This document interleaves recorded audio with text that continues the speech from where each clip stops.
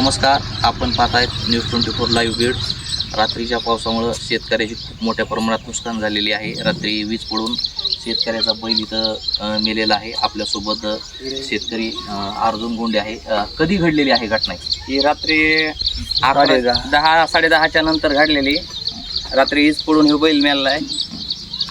बरं, काय प्रशासनाला कळवलेलं का? पंचनामा वगैरे काय झालेला आहे का? आणखीन कळवलंय, सकाळी 7 वाजताच अधिकाऱ्याला कळवलंय, पण ते अजून आलेलं नाहीत। आपली शासनाकडे काय मागणी आहे नेमकं? शासनाने पंचनामा करून शेतकऱ्याला मदत करावी एवढीच विनंती। आपल्यासोबत हे सध्या आगोटीचं तोंड आहे। हे शेतकऱ्याने इथं अधिकाऱ्याने बघून पंचनामा करून एक मदत करावी एवढी विनंती।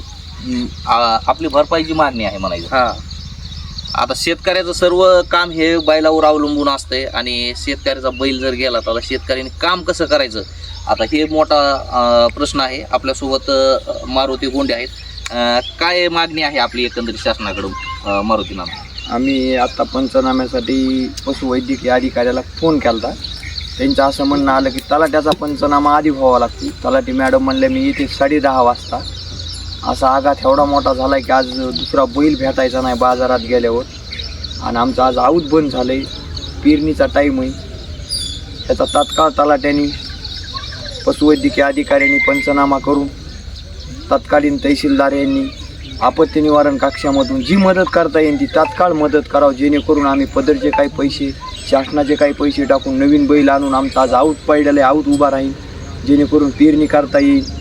हीच आमची अपेक्षा आहे तलाट्याकडं, तहसीलदारकडं, सरकारकडं। सरकारच्या वतीने आज तात्काळ मदत करण्यात यावा, जेणेकरून असा आघात व्हायला नाही पाहिजे शेतकऱ्यावर। आज दुःखाचा डोंगर कोसळलेला, पेरणीचा टाईम आहे, एवढीच विनंती आमची सरकारकडं, प्रशासनावर, प्रशासनाच्या अधिकाऱ्यांनी लवकर यावा ही विनंती।